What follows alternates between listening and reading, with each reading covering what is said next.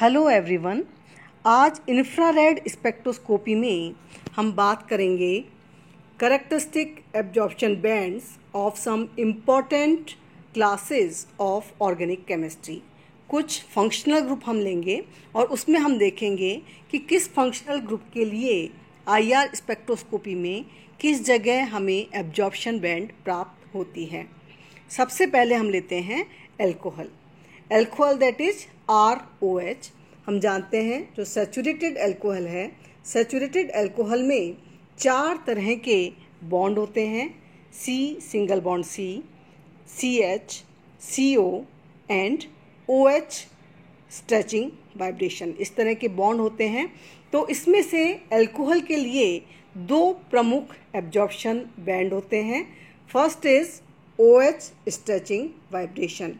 OH stretching vibration में जो इसकी स्ट्रेचिंग वाइब्रेशन की पोजीशन और इसकी इंटेंसिटी हाइड्रोजन बॉन्ड पर डिपेंड करती है।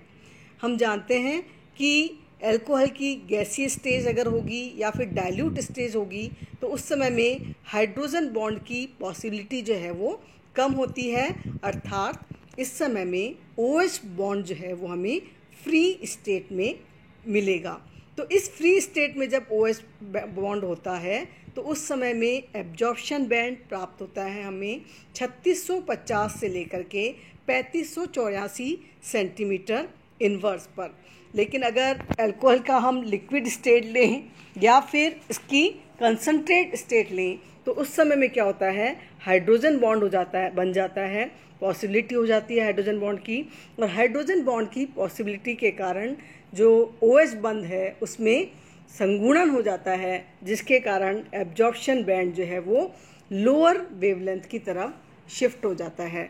तो हमें इस समय में एब्जॉर्प्शन बैंड मिलता है 3584 से 3200 सेंटीमीटर इनवर्स पर ड्यू टू हाइड्रोजन बॉन्ड। और बैंड की किस तरह की चौड़ाई होगी और किस तरह का वेव नंबर होगा, ये डिपेंड करता है कितना उसमें हाइड्रोजन बॉन्ड बना है।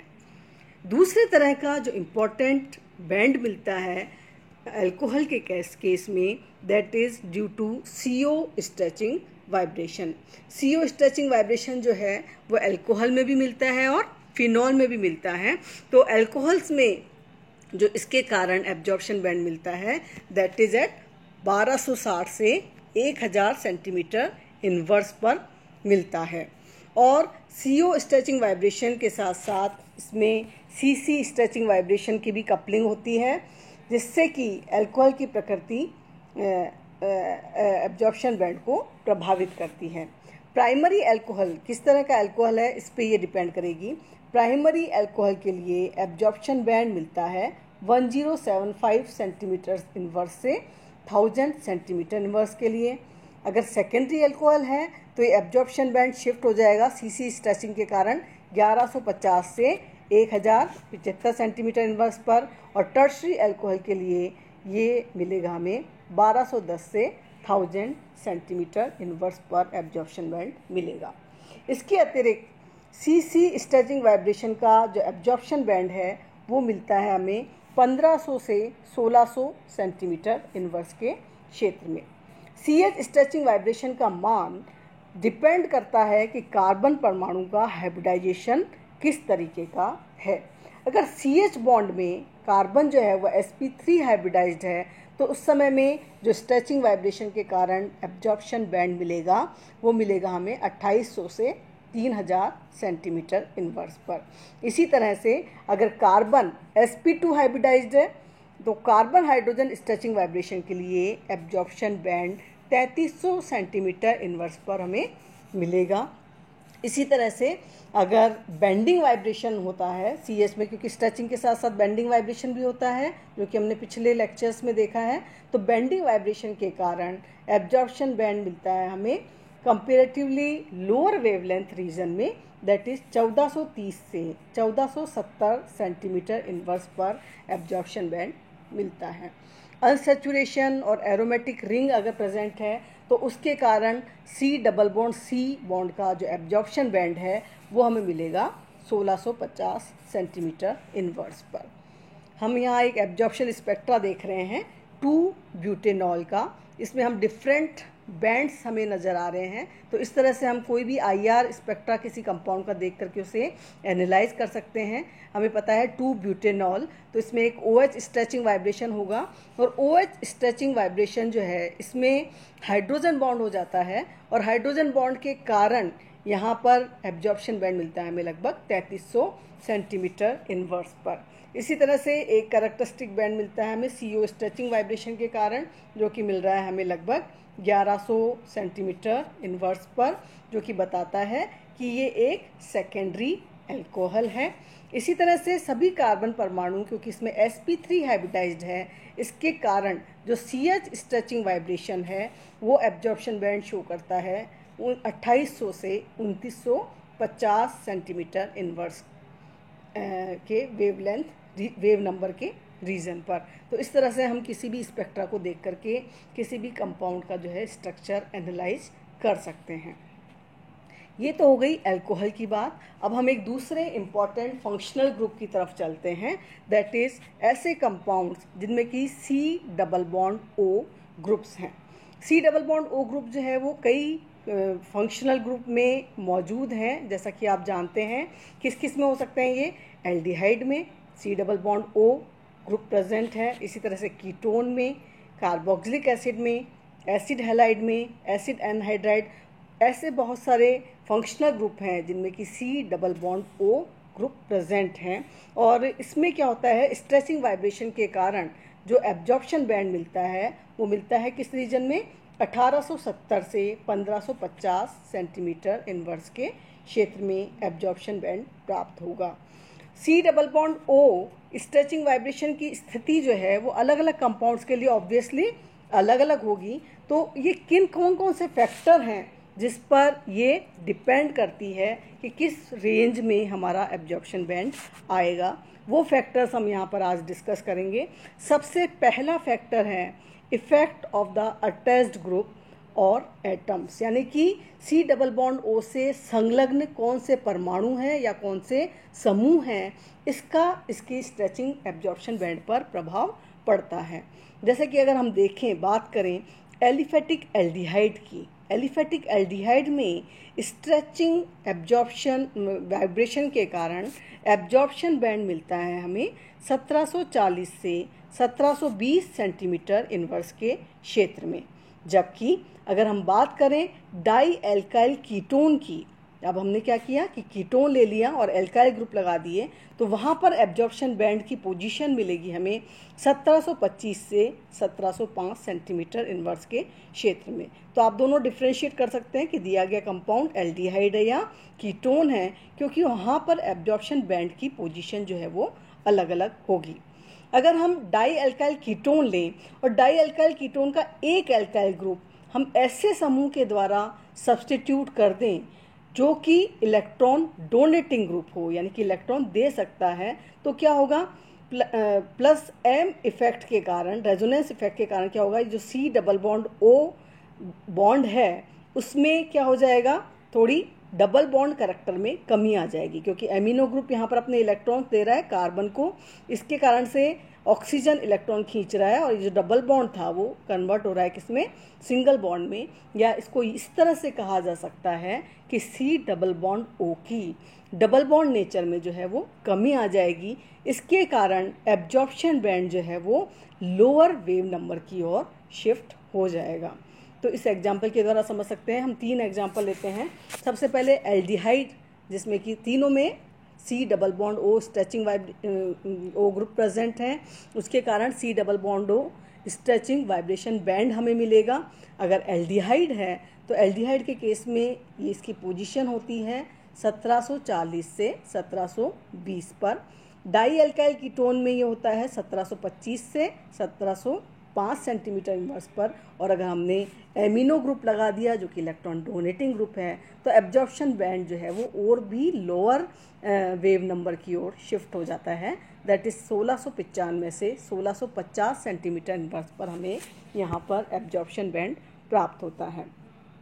यदि हम अभी हमने प्लस आई इफेक्ट वाला ग्रुप लगाया है। यदि किसी इस तरह के यौगिक में हम एक ऐसा ग्रुप लगा दें, एक्स लगा दें, जो कि इलेक्ट्रॉन खींचने वाला समूह हो, यानी कि माइनस आई इफेक्ट वाला समूह हो एल्काइल ग्रुप की जगह, जैसे कि OH ग्रुप हो सकता है, हेलोजन्स हो सकते हैं, OR ग्रुप हो सकता है। अगर ये हम जो R की जगह X रिप्लेस कर दें तो क्या होगा, C डबल बॉन्ड O में डबल बॉन्ड नेचर जो है वो बढ़ जाएगी, और डबल बॉन्ड नेचर बढ़ जाने के कारण एब्जॉर्प्शन बैंड जो है वो हायर वेवलेंथ की ओर सब्स्टिट्यूट हो जाएगा। जैसे कि एसिड है, एस्टर, एसिल हैलाइड, इनमें क्या होगा, CO स्ट्रेचिंग एब्जॉर्प्शन बैंड जो है वो एल्डिहाइड और कीटोन के कंपैरिजन में हायर वेवलेंथ नंबर पर मिलेगा। ठीक है, हम कुछ एग्जांपल्स देखते हैं यहाँ पर कुछ कंपाउंड्स के। इस तरह का RCOX है, जहाँ पर X की जगह हम पहले ले रहे हैं H, तो ये क्या बन जाएगा, RCHO, यानी कि एल्डिहाइड। इसके लिए एब्जॉर्प्शन बैंड हम जानते हैं, पहले भी हमने देखा, 1740 से 1720 सेंटीमीटर इनवर्स पे मिलेगा। X की जगह अगर हम R रख दें, that is dialkyl ketone, we will get absorption band at the range of 1725 to 1705 centimetre inverse. इसी तरह से X की जगह OH रख दें, दैट इज कार्बोक्सिलिक एसिड रख दें, then we will get absorption band at 1760 centimetre inverse. और अगर एस्टर कंपाउंड है तो एस्टर में C double bond O stretching vibration band मिलेगा हमें 1750 से 1785, यानी कि एल्डिहाइड और कीटोन के कंपैरिजन में ये बहुत थोड़ा अधिक वेव नंबर की ओर शिफ्ट होगा। इसी तरह से क्लोरीन लगाने पर एसिड क्लोराइड बनेंगे, जो कि एब्जॉर्प्शन बैंड देंगे 1815 से 1785 सेंटीमीटर इनवर्स पर। और एमिनो लगाने पर, एमिनो ग्रुप हमें पता है एमिनो इलेक्ट्रॉन देने वाला समूह है, तो इलेक्ट्रॉन देने वाले समूह के कारण C डबल बॉन्ड O में डबल बॉन्ड करैक्टर जो है वो कम हो जाएगा, और एब्जॉर्प्शन बैंड जो है वो लोअर वेवलेंथ दैट इज 1695 से 1650 सेंटीमीटर इनवर्स की ओर शिफ्ट होगा। और दूसरा फैक्टर हम देखते हैं, that is conjugation effect. Conjugation effect का भी बहुत प्रभाव पड़ता है C double bond O stretching vibration की पोजीशन पर, एब्जॉर्प्शन बैंड की पोजीशन पर। अगर कार्बोनिल समूह में C के साथ में कॉन्जुगेशन में C double bond C bond उपस्थित है तो पाई इलेक्ट्रॉन्स का डीलोकेलाइजेशन हो जाता है, जिसके फलस्वरूप C डबल बॉन्ड O का ऑक्सीजन परमाणु नेगेटिव चार्ज हो जाता है, और एब्जॉर्प्शन बैंड जो है वो लोअर वेवलेंथ की ओर शिफ्ट हो जाएगा। तो कॉन्जुगेशन की मात्रा जितनी ज़्यादा होगी, एब्जॉर्प्शन बैंड उतना ही लो वेवलेंथ की, वेव नंबर की ओर शिफ्ट हो जाएगा। जैसे कि हम इस एग्जांपल में देखते हैं एक ऑलिफोनिक डबल बॉन्ड है, उसके साथ कॉन्जुगेशन है, उसके कारण क्या होगा, C डबल बॉन्ड O में डबल बॉन्ड करैक्टर कम हो रहा है, ऑक्सीजन ऋणावेशित हो रहा है, कॉन्जुगेशन बढ़ रहा है, इलेक्ट्रॉन का डीलोकेलाइजेशन हो रहा है। इसके कारण एब्जॉर्प्शन बैंड जो है वो लोअर वेवलेंथ की ओर शिफ्ट हो रहा है। तीसरा जो इफ़ेक्ट है जो कि इसमें प्रभाव डालता है एब्जॉर्प्शन बैंड के रेंज पर, वो है C डबल बॉन्ड O समूह से संलग्न हाइड्रोजन बंध का प्रभाव। अगर हाइड्रोजन बॉन्ड बन रहे हैं तो उससे क्या होगा, C डबल बॉन्ड O समूह से अगर हाइड्रोजन बॉन्ड बन जाते हैं तो उसकी डबल बॉन्ड नेचर में जो है वो कमी आ जाएगी, जिसके कारण C double bond O stretching vibration के कारण absorption band lower wave number की ओर शिफ्ट हो जाएगा। जैसे कि हम इस एग्जांपल में देखें, दिस इज लिक्विड 2 ब्यूटेनॉन। तो लिक्विड 2 ब्यूटेनॉन में हाइड्रोजन बॉन्ड की एब्सेंस में क्या हो जाएगा, CO स्ट्रेचिंग वाइब्रेशन जो है वो 1715 सेंटीमीटर इनवर्स पे आएगा।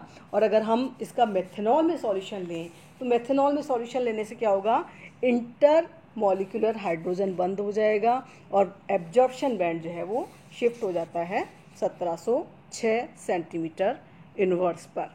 ठीक है, अब हम बात करें C डबल बॉन्ड O में अगर इंटर मॉलिक्यूलर हाइड्रोजन बंड प्रेजेंट है तो अवशोषण बैंड की जो आकृति होगी और वेव नंबर जो है वो बहुत ज़्यादा प्रभावित होते हैं। ये हमने एक एग्जांपल लिया है बीटा डाई कीटोन का, ये इसका कीटो फॉर्म है और ये क्या है, इसका इनोलिक फॉर्म है। तो इनोलिक फॉर्म में हाइड्रोजन बॉन्ड के कारण रेजोनेटिंग स्ट्रक्चर्स बन रही है, जिससे कि स्टेबिलिटी ज़्यादा हो जाती है। इस कारण से बीटा डाइकीटोन में एक ब्रॉड और बहुत ही इंटेंस एब्जॉर्प्शन बैंड मिलता है हमें 1640 से 1580 सेंटीमीटर इनवर्स पर, due to intermolecular hydrogen bonding. ये बॉन्ड क्या, एब्जॉर्प्शन बैंड क्या होता है, लोअर वेव नंबर की ओर शिफ्ट हो जाता है।